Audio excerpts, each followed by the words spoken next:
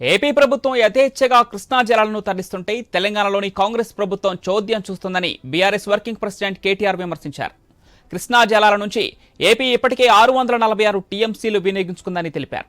సాగర్ కుడి కాలువ ద్వారా గత 3 నెలలుగా రోజుకు 10,000 క్యూసెక్కుల సామర్థ్యంతో జలాలను తరలిస్తుందని పేర్కొన్నారు.